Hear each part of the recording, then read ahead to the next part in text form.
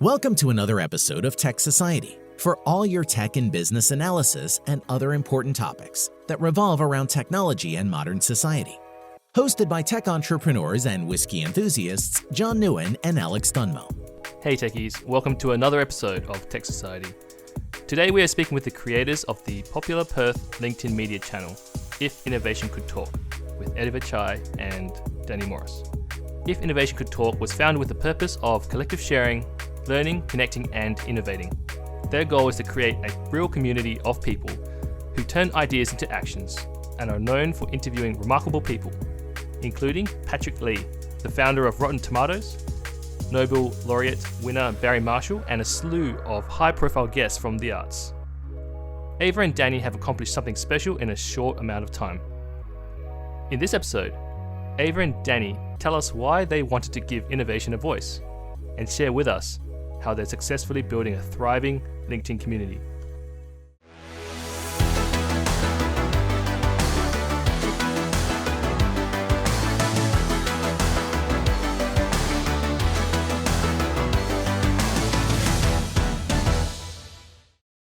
So if you could tell us both a bit about yourself and then a bit about If Innovation Could Talk. Hi everyone, this is Eva Chye. So I wear two hats. I've got a day job and a night job. My day job is working at PwC, helping tech companies with business growth and also introducing their amazing products to the large corporate and government clients to help them understand what is actually out there that is best in class. And my night job is having just founded with Danny Morris, my co-founder, a platform on LinkedIn called If Innovation Could Talk. So I might actually just at this point pass on to Danny so he can tell you all a little bit more about it. My name is Danny Morris. I have my digital marketing business where I primarily work with small family-owned businesses, help them build their brands, promote their brands, and build a online digital presence. My night job, very identical to Eva's. We founded together a platform called If Innovation Could Talk. For me, it all started about not too long ago. It was about 8 or 9 weeks ago. I met Eva through my lovely wife who introduced us, and Eva came to me with her vision called If Innovation Could Talk. By the end of our 1.5 hour coffee, we decided that together we have, with Eva's great vision and with my, digital marketing abilities, we have something in hand where we can build something together that would be a great service to the community and a way to build a community. So what is please tell us Innovation Could Talk? Well, essentially, it is actually an online platform on LinkedIn that is based on trust and focus on innovation. So the idea actually started when during COVID lockdown in Perth in March, I had a moment of panic, of anxiety, where I was traveling a lot and I was worried about my friends. I didn't know what was going on. And then I realized that this is actually a moment where the world will look different and I could perhaps take control of the situation instead of curling up in a corner crying, which was basically what I was doing at the time. So then I thought, well, basically I have had such an interesting life working both in Australia and overseas, in the public sector and in the private sector, because of the people I have met, because of the people that have done amazing things and have been innovative in the work that they do, and because they have been very, very generous in sharing their experiences with me and therefore help me grow personally and professionally. So since I don't know when I can see them again, why don't I actually bring everyone together on a platform, share my trusted networks and contacts so people can get to meet them, hear about the work that they do, and they can start connecting with each other. And the only professional platform I could think of at the time, or until now, is LinkedIn. It's a platform where people can come and share their success stories. And as a result, you have different generations on the platform that can either learn, share their ideas, share their stories, connect. And by the end of it, we're creating a platform which is a community of people who can share their ideas, share their stories, and really easy to consume content, I assume. Because that 3 or 4 minutes is perfect for those like scrolling videos where the captions are on and you just read it almost mindlessly. It's like, oh, great. Exactly right. Yeah, so we wanted to create a experience that is good for the person we're interviewing, but also good for the crowd. We always, one of our biggest things is how do we create something different? How do we bring value? And how do we get people to actually tune in and get something from it? And that all comes back to, well, making sure that we can bring people with stories, and it doesn't have to be these big, amazing, great success stories. Anything we've learned along the way from anything to do with innovation, which is basically everything we do during every day, is good to share. And that way we are creating that platform and that community where people enjoy coming to because they can share their experience and learn at the same time. Just to jump back to you personally, you run a digital marketing firm who focuses on small and family businesses. That's really cool. I just want to talk about that for a second and how that informs how innovation could talk. Yeah. Because that's definitely an underserved market in that area. And that's certainly one of my biggest passions why I originally got into it. So I did launch it out of the love for people, but also the love for small businesses. And when I was talking to Eva first about my business months back, I presented it as a something that I'm extremely passionate about. And the reason why I'm passionate about it is because small family-owned businesses, they deliver great service, they have great products, but don't always have the voice. And they don't always have the voice because there's not enough time during the day. And there's also the myth that to have a successful marketing campaign, you need huge budgets. And so my goal, one of my first goals in my business, was to help educate and explain and work with people from the point of view that you don't need these massive marketing budgets to be able to compete. There's tools out there, there's free tools out there, and there's things that you can do to build a proper strategy to present yourself, to present your products, and create a successful brand. And I'm extremely passionate again about people and about helping small businesses grow their brand. And these days, digital is so incredibly important. And yes, it takes time and it takes effort and so on, but the reward that you get is incredible. So taking that passion for small businesses and helping them build their online brands, presenting those stories in a platform like If Innovation Could Talk, and presenting If Innovation Could Talk to them is a great outcome for me personally, because it allows everyone to understand that no matter how big or small your company is, everyone has a story, and a platform like If Innovation Could Talk is a great place to present it. And your background at PwC is kind of the opposite of that, right? So yes and no. Aimed at more the bigger end of town generally. Yeah, PwC? that's right. But also working with the tech scale-ups as well. Yeah. So they tend to be the SMEs as they start growing their business, and what we do is we connect them to the big end of town. So that must be an interesting crossover then. Absolutely. Coming from different perspectives. Yeah, there's an underlying, I guess the underlying similarity is the commitment to innovation that all these people bring, regardless of what sectors they play in, and also regardless of what size the organization is. And because previous to PwC, I was actually working at UWA and helping academics and different disciplines grow their international partnerships. I've actually seen the basic R&D side of things. So I work across the spectrum from basic R&D to now commercialization. And I really noticed that the one thing that drives everything forward is the agility of the mind and the commitment of the people. So to me, it's actually what I call the 2 C's. And the first C is whether you have got that commitment to what Danny would call a challenge-accepted mindset. So this year, there are so many curveballs thrown at us. So you have to be ready to have that challenge-accepted mindset and go, okay, I'm just going to do something about it. What can I do about it? But then the second part of the equation is actually the connections. It's one thing to do it on your own, but the other thing is to have people around you to support you and do it together. So when I think of Danny and my example, setting up If Innovation Could Talk, it reminds me of the African saying, if you want to do something fast, do it alone. If you want to go further, do it together. So I did start the idea, but I was going to do it on my own, post it on my professional personal page on LinkedIn until... thank God above, had that coffee with Danny on the 3rd of September where Danny said, why don't I actually help you with marketing? And I said, Danny, you realize I'm doing this as a nighttime hobby. I haven't got any money to pay you. And Danny's like, no, that's not the point. I just think it's a great concept. I want to be involved. That night, he started working on our very, very first whiteboard. 5 weeks later, we launched the platform. And it's that sort of, okay, I wanted to do it together. I could have done it quickly, but I couldn't have gone as far as I would have with Innovation Could Talk if not for Danny. So the whole committed to challenges and having a supportive network, connectedness around you, I think that's very important. And it all comes back to how do we actually further encourage people to engage with the community. Put your voice forward. Don't just like content. Liking content is great for us, but what do you stand for? If you see a post, put your voice forward so that people can then go, okay, so this is what Alex stands for on this topic of innovation.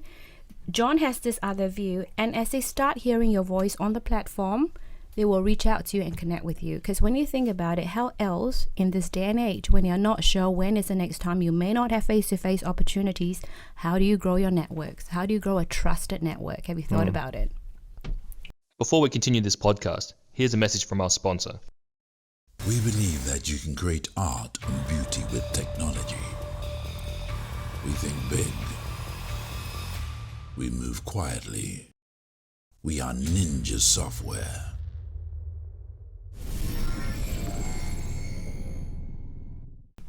That saying, if you want to do it fast, do it alone. If you want to go far, do it with everyone, or do it with other people.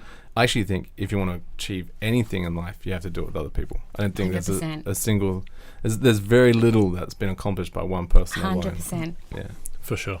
So there's an interesting point you made there about kind of contributing to the conversation. So I think we find, well, I personally do not contribute enough to the public conversations on LinkedIn. So is there a real push towards making sure everyone is encouraged to have their voice heard, even if they're not necessarily shy, but just reluctant to share their story? a lurker. A lurker, they're called.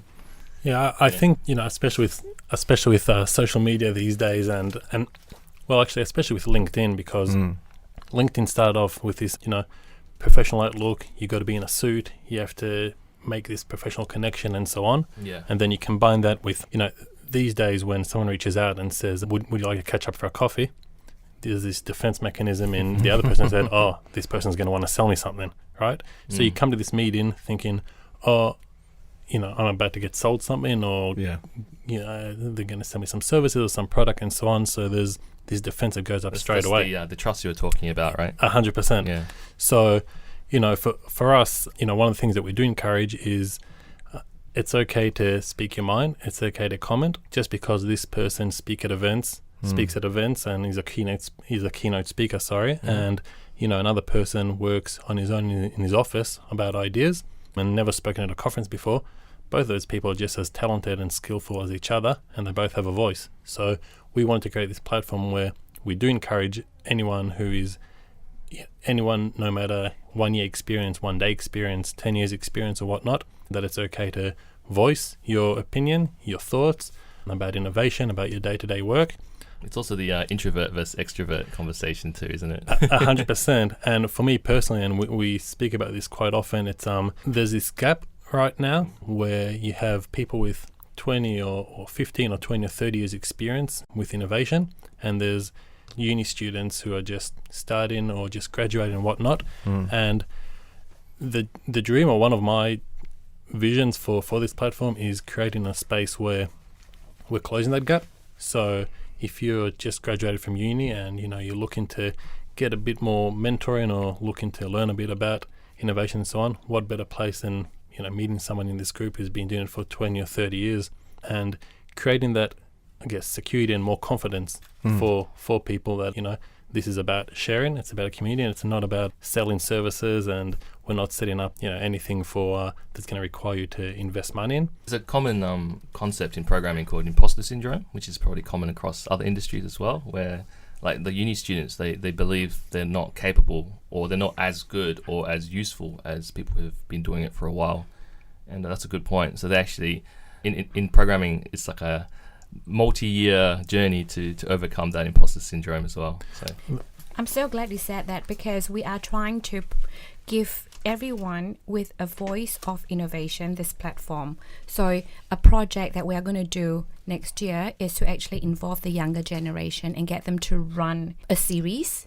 Because when you think about it, at my age, I can't think like a 20-year-old. I don't want to sound old, but I can't think like a 20-year-old. How do I know what innovation is like for a 20-year-old or even a 15-year-old school kid or a 12-year-old school kid? So let's get them involved. Let's ask them, what does innovation mean to you, and get them to run the project. Thank you for bringing that up, because that younger generation is such a big focus and something we both care deeply about. And one story that I always share with if it's uni students that I'm mentoring, or if it's at work or whatnot, I was first exposed to the whole idea of startup and innovation when we first arrived to the US for our 5-year. Started off with 2 years, turned into a 5-year stint there. Joined a startup there of 2 or 3 people, and that was my first.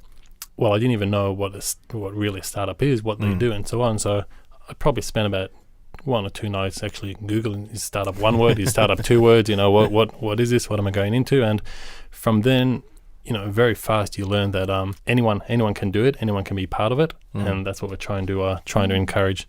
What's your biggest take on Perth versus Silicon Valley after being there for over 5 years and then coming back? Yeah, that's a good one. So put it this way, we first landed in Silicon Valley, and every cafe, pub, bar, which we spend a lot of time at, it's just everyone's with their laptops open, working, and it can get a little overwhelming those first few days. And you look around, and in my mindset at least, everyone here is in Silicon Valley working on the next biggest thing and a great idea and so on. It is likely that 50% of them are just checking Facebook or updating the status and whatnot. And I guess, that leads into the difference in Perth from when I left and when I came back. So left in 2012, came back in 2018, and you come back and it is great to see there's a huge amount of development. And I think just talking about it and using those terms that people perhaps before that were a little afraid to use, because there are these big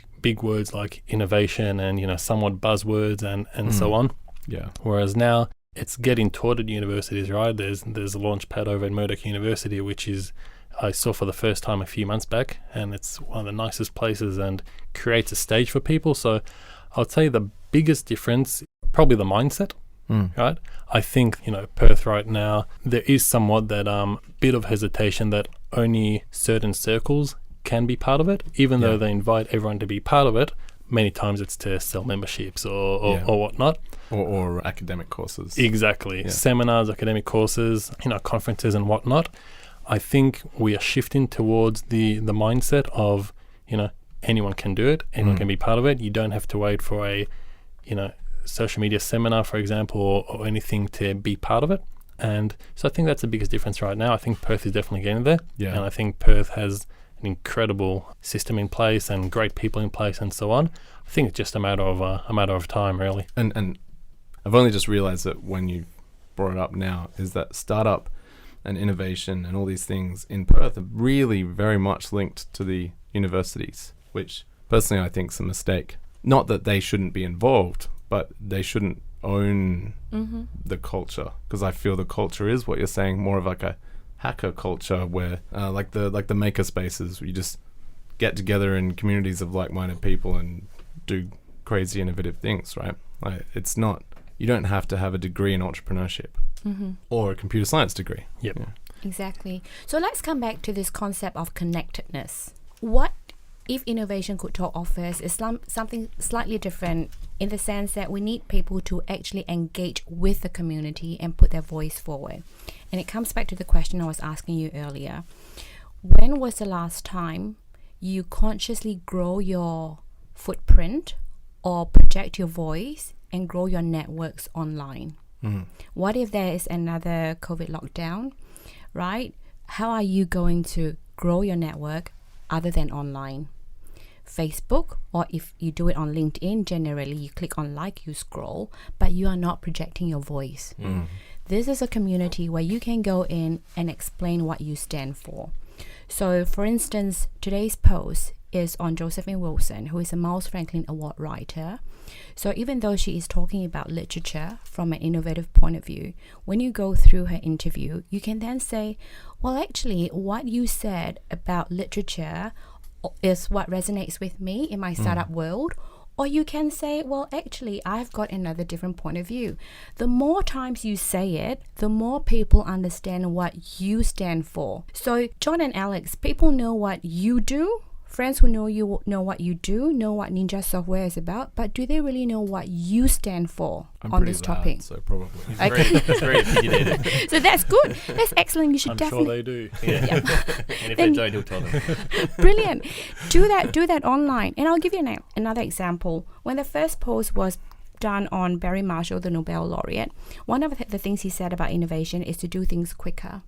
And someone else said, well, actually, whilst it is true that we should be doing things quicker, there are times also when we should slow down. This is a guy who is actually a very, very successful international commercial mediator based in Berlin. So from a communication point of view, he is looking at slowing things down, because if you don't communicate clearly, in order to get things moving quickly, you could actually stuff things up. So therefore, from that point of view, he's saying sometimes you need to slow down. So what's going to happen next? Next year, he's going to appear in our Courage to Communicate series, where he will actually have a voice and share his opinion about communication, how it impacts on innovation, and why it's good to slow down. That's interesting. I would never have thought of slowing down. And slowing down is very, very hard, right? Yeah. It's not easy, especially when you have an idea and you're either thinking of it on your own or in a Yeah. team, and you feed off each other, and it very much goes from something really tiny and within 45 minutes is huge thing. Yeah. And that's a good reminder. I mean, yes, we're firm believers there's lessons in every journey, and you enjoy the journey and the brainstorming and so on. But there's also nothing wrong with taking a step back and saying, okay, we may have gone a little too fast here. Take it back a few steps and reassess or try a different direction, because you still learn plenty from what you did. But slowing down a bit is somewhat beneficial at times. So what does world domination look like for If Innovation Could Talk? Look, we're only 7 weeks old. You have to realize. I tell me can already tomorrow's- tell that you know. You Tomorrow's can see it in Tomorrow's your Friday, head. so we're going to be 8 weeks old. It's a if we take it back a few steps, Eva pointed out something very, very crucial. We are very proud of WA and Perth and everything that it has to offer, and the people, the community, and we every time we either hop online or in front of the microphone, in front of the camera, the front of mind is always where we're from and who we want to give back to. And for us, it all starts with Perth and our community here and what we're trying to build. So things like the WA Wednesday, very, very important to us. I think that will only happen when we have got more buy-in from the community. And when I say buy-in, it's more people who want to contribute not just their voices, but also their time. So it could be someone in Melbourne, like John said, who wants to set up a chapter. Yeah. Okay, and then we can grow our footprint that way. Right now, Danny and I really are doing this as our nighttime and weekend jobs, Yeah. So yeah. purely for love. what I believe the end game will look like, from what I can tell, is when all the innovative businesses around the world cooperate instead of compete. And I'd love to see that, where there's like not just a registry of businesses, but actual businesses that I can ask for help, and they can ask me for help, as opposed to all these disparate little projects that Kingdoms. little Yeah. fiefdoms. Yeah. Or the 100%. fear of somebody stealing an idea or strategy or whatnot. And Yeah. I think that goes back to what we said a few minutes back, which was, right now there seems to be this whole mindset when someone wants to catch up for a coffee, is he or she are going to sell you something. What do you want from me? Exactly. Yeah. Oh, interesting. That person wants to have a coffee. I wonder what they're going to sell me, right? Yeah. We want the conversation to be, hey, we'd like to catch up for a coffee. Want to get your feedback on this idea. And I know that's a lot easier said than done, because at the end of the day, people want to execute their ideas, and there's commercial involved and whatnot. And let's be honest, when you have a great idea, the last thing that you do is you set up meetings with the whole world to consult with them. But there is an absolutely spot for that, turning that competition into more of a conversation.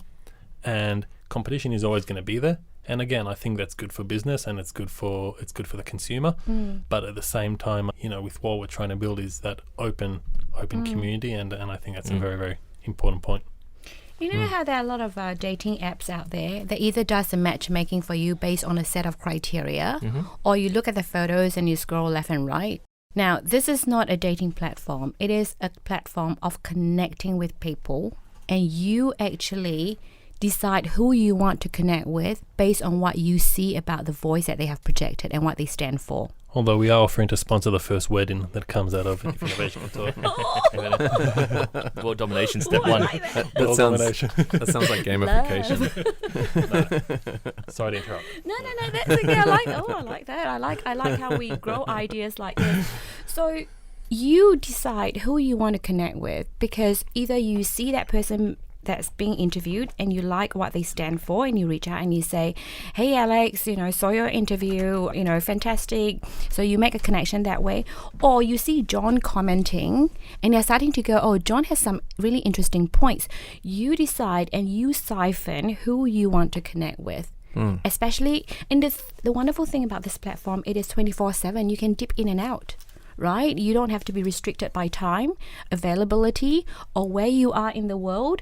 If you like the guy in Paris that makes drinking straws out of hay, go connect with him. Right? So what's your call to action? To anyone listening right now, what's your call to action to them? Put your voice forward. How? What do you stand for? You see an interview, like it's good for me and Danny, because it keeps LinkedIn pushing out the content, but it doesn't tell people. Comment or shared. Absolutely, comment and share. We already have a small startup business, which this is so touching for us to see. A small startup business that shared our post and say, as a small startup, I find all of these interviews very inspiring. Wow. And we have got this student from Singapore who actually said, saw a promo post and said, I'm looking forward to this interview because I find it interesting. And the next thing we know, three of her classmates or schoolmates have actually signed up as followers. Oh, brilliant. I'm really impressed by how quickly you're both moving. It means there was an appetite for it, honestly. Yeah. They were hungry for this kind of thing to come out. And it feels like there's an appetite, and again, going back to I guess what we stand for, it's bringing value to our community, and we, the last thing we want to do is waste people's time and waste our time and so on. So going back to the call to action, it's get involved, and our dream is to see one of our dreams from this thing is to see those connections take place. So the newer generations with the older generations, and we're not talking age here, although obviously age is a factor, but that mindset, make those connections, make your idea better. Either way, if you take a product that you're proud of and you create a business from it, that's great. If you do it on your own, that's great. If you get some help on the way, that's great. What we're doing here is creating a platform where it's an opportunity for people to connect. I know that personally I've made some great new connections over the last 8-9 weeks. Wow. With people we interviewed, with new people that have come into the community. Again, that's what it's all about for us. It's making those connections. And, I know. The greatest satisfaction is whilst it started out getting our family and friends to follow. And I was That's where everything starts. It's like, I'm starting to be like a teenage girl. Can you please like and subscribe? That's right, like and subscribe. And then I've noticed now when we compare notes, when we look at the list of followers, like, Danny, do you know this person? Eva, do you know this person? No. Oh, it is a generic follow. That really... Organic sign-ups. Love it. A great feeling. Although soon it'll just be too overwhelming, like a tidal wave. And that would be a good problem to have. Waiting for the day. But what we are, what definitely keeps us going, yes, it's a love for what we do, and again, bringing back the value, but the fact that I say this to Eva quite often, when we look at the analytics and the organic growth and the organic reach and so on, those numbers that we've seen in the last 6 weeks, I can tell that personally I've been managing pages for the last 10 years. By all means, there's no doubt that this page is just gone and doubled and if not tripled every single other business that I've seen out there that I've been part of. So that's, again, going back to what you said, that there's a market out there and there's people who are interested. Yeah, if people see it valuable, we're going to keep doing it as long as we can. And it will become the day job too. Oh, well, it better be a paid day job. All right, so we always end every interview with a whimsical question. It's always the same question. So if you've actually listened to any episodes, you know the question that's coming. I don't know how familiar you are with wrestling, but the wrestlers all have their own intro song, right? So they come out into the audience, the lights go down, smoke machines start, and their music plays, and it sets the tone for that wrestler's character, right? So what is your intro song, each of you? And then what is, if Innovation could talk's intro song? You know, if you had the budget to license any song, what would it be? Well, we haven't talked about our song, but I know what my song is. My song is definitely Happy by Pharrell, because it's very me. I'm a happy, positive person. But also when I listen to the lyrics or look at the lyrics, it's like, wow, this is about innovation. So in the lyrics, it says, you know, the house without a roof. And innovation is like that, right? It's like a house without a roof. There's no limitation. Just go for it. So I was about to say, song. life as a startup is like living in a house without the roof. And without hot water. Yeah. So I would say mine, and this is definitely impacted by the people that I live with. My song would probably be The Wiggles, Say the Dance, Do the Dance. Two very big fans at home, one 5-year-old, one 2.5. You know, in all honesty, if that song says anything, and it does say a lot, but if there's one message I can take out of it is, you know, you see something, you do it, you join. So say the dance, do the dance. I like that. Yeah. All right. And if innovation could talk, what's its What do you think, commercially Danny? licensed song? I don't know. I like the Wiggle song as well. You know. There you go. Probably one that would match our lifestyle right now. Not sure if there's a song out there that's called "Still Awake," but when we're producing producing whiteboards or interviews at 1 a.m. or 2 a.m. Still awake. Still awake. Yeah, right now it would be that, true. So that would be the one. So if it is out there, that's great. Cool. There you go. Well, All thanks right. for your you so time. much. Thanks for having us, guys. That was fun. This has Thank been you for having fun. us. Yeah. Say the dance, do the dance. If you say the dance, I can do the dance. You've made it to the end of another episode of Tech Society. Thanks for listening. In this week in tech history, February 4, 2004, Mark Zuckerberg launches the Facebook, which later becomes Facebook. The world changes forever and is never the same. Make sure you hit us up on Twitter @Tech Society. Head over to the website, subscribe to the newsletter. Have a great weekend, everybody.